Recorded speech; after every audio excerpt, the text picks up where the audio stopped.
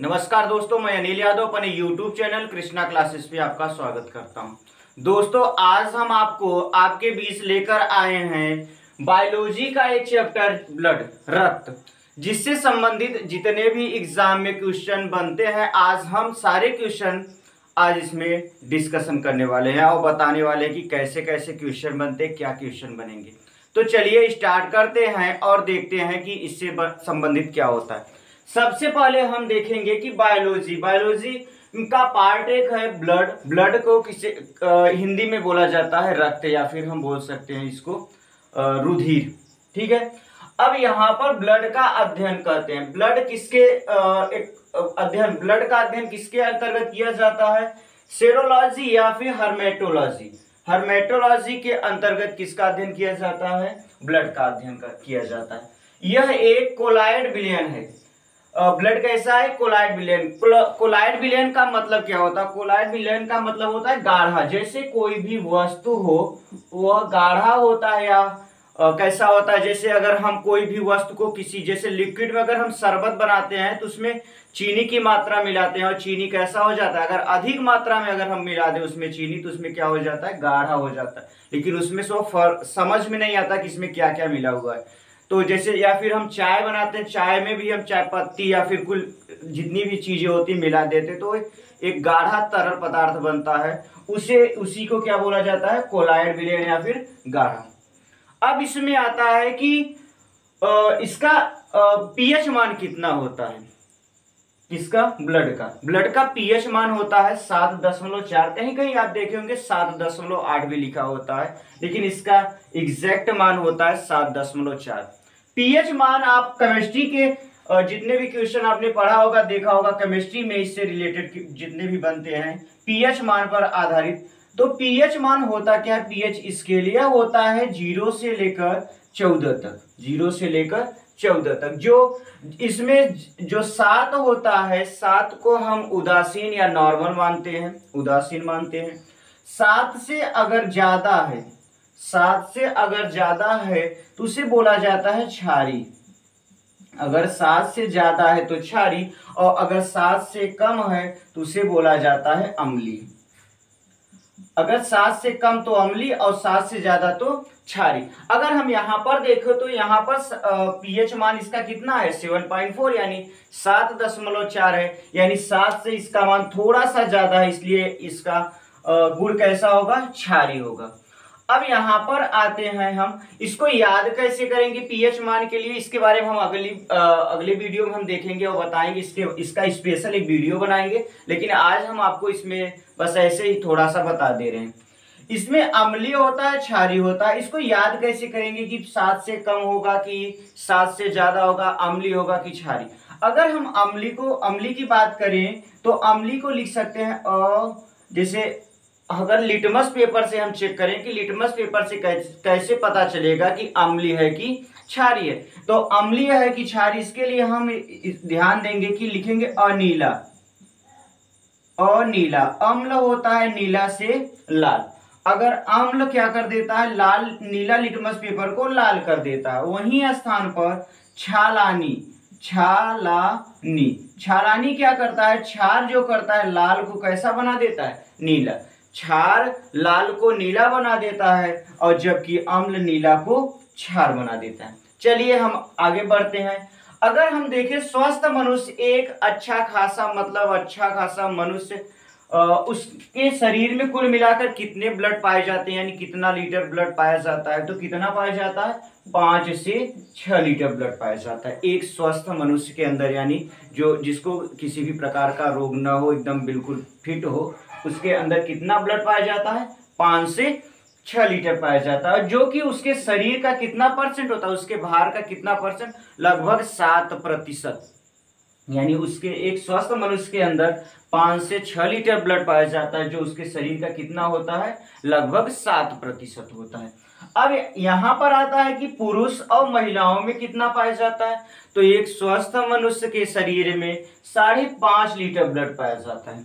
एक स्वस्थ मनुष्य के अंदर 5.5 लीटर, और वहीं पर महिलाओं के अंदर केवल 5 लीटर ब्लड पाया जाता है। अब यहाँ पर आता है कि महिलाओं के अंदर 5 लीटर और स्वस्थ मनुष्य के अंदर 5.5 लीटर आखिर क्यों होता है? क्योंकि आप लोग जानते होंगे कि ब्लड में 3 प्रकार के पाए जाते हैं, जैसे एक होता है आरबीसी, डब्ल्यूबीसी, इसके बारे में हम आगे बात करेंगे। RBC, WBC. आरबीसी में एक पदार्थ मिला होता है जिसे बोला जाता है हीमोग्लोबिन।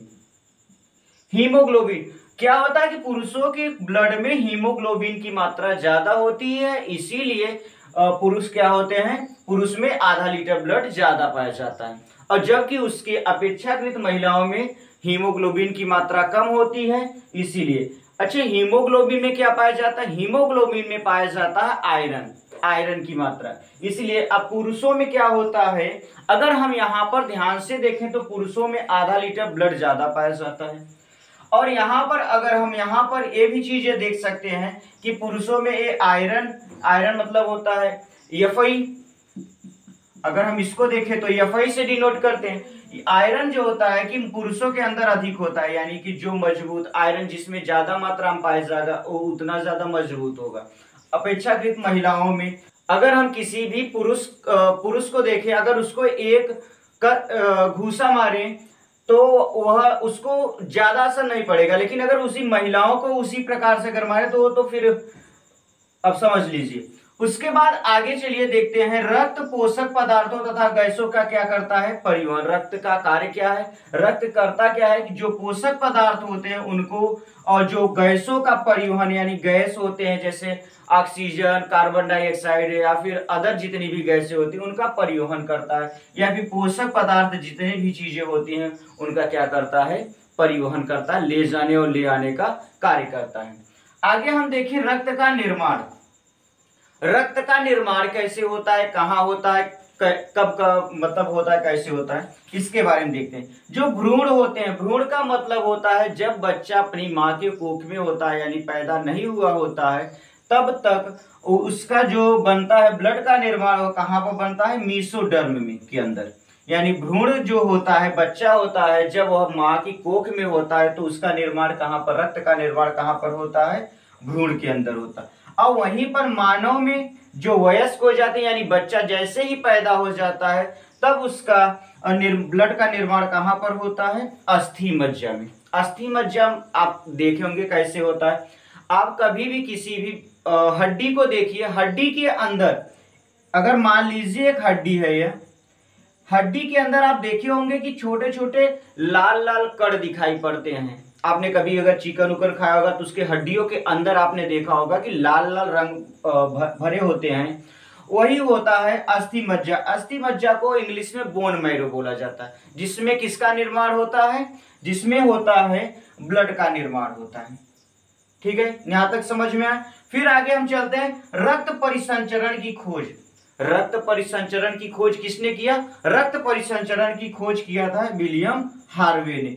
रक्त में कोलेस्ट्रॉल, कोलेस्ट्रॉल बड़ा ही खतरनाक चीज है, होनी चाहिए 180 से 200 ग्राम होनी चाहिए हमारे शरीर के अंदर।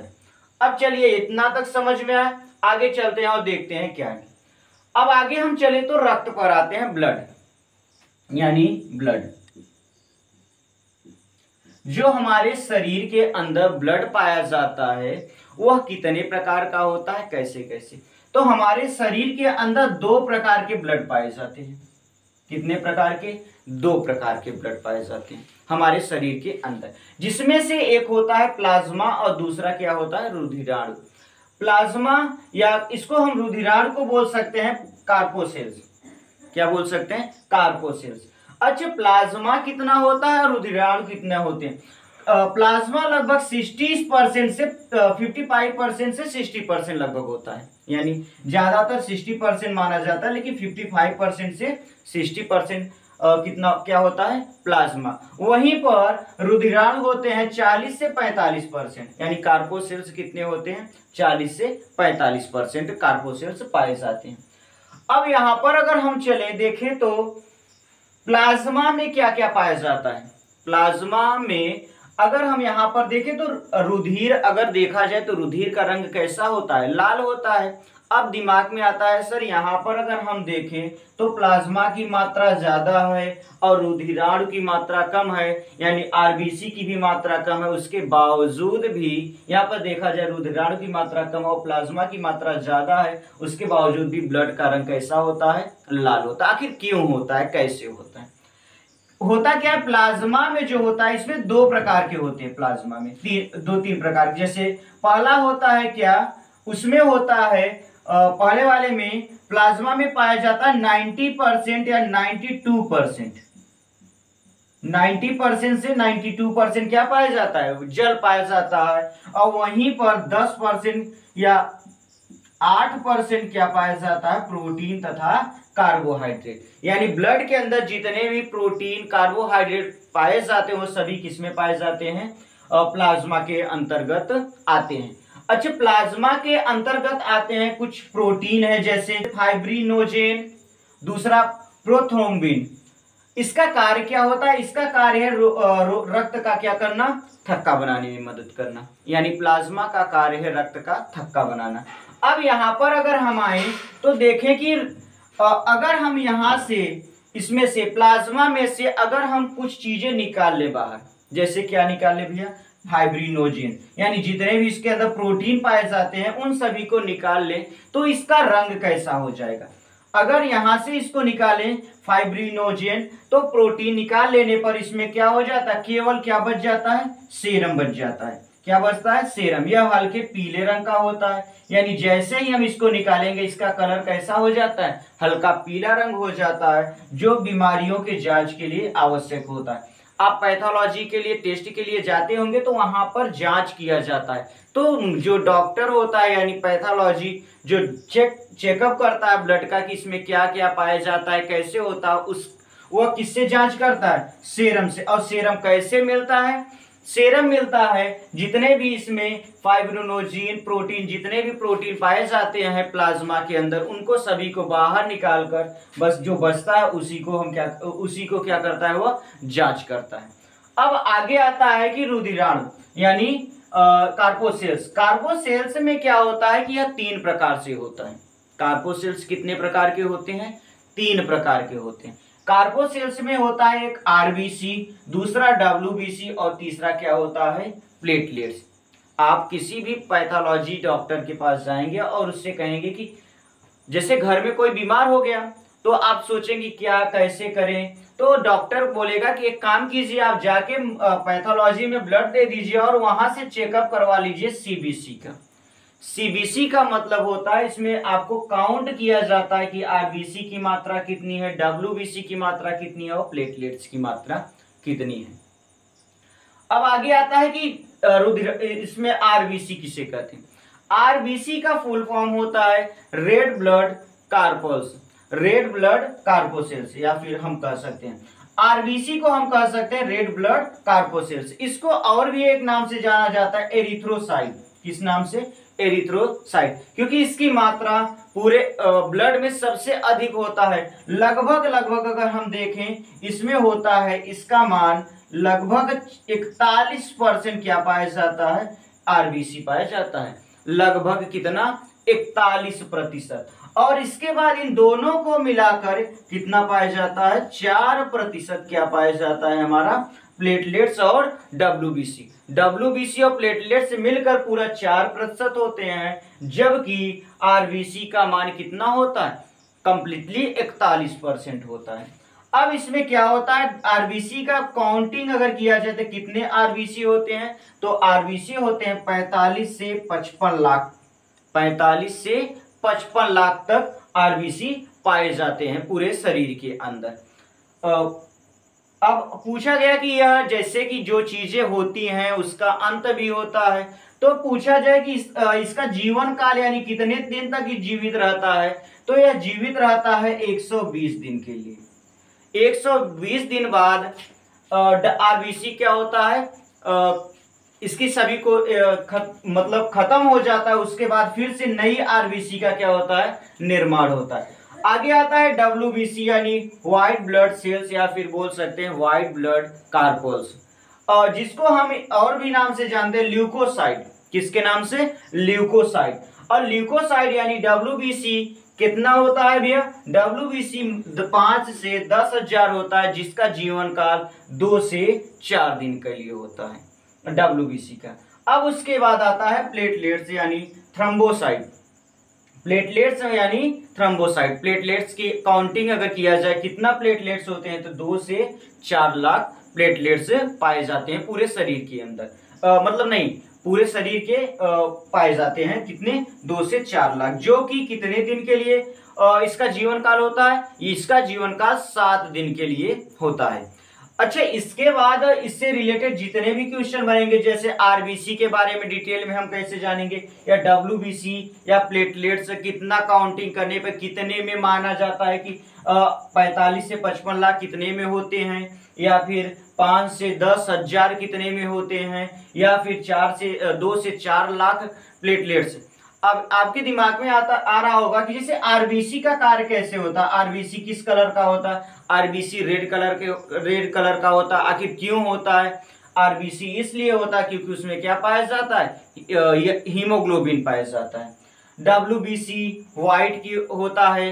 और उसके बाद यहाँ पर प्लेटलेट्स होता है, किसमें केंद्रक पाया जाता है, या किससे डीएनए टेस्ट हो सकता है या नहीं हो सकता, इसके बारे में हम डिटेल में बात करेंगे अगले वीडियो में। अगर आपको हमारा वीडियो पसंद आ रहा हो तो इसे लाइक कीजिए, अपने दोस्तों के साथ शेयर कीजिए। थैंक यू, धन्यवाद, जय हिंद।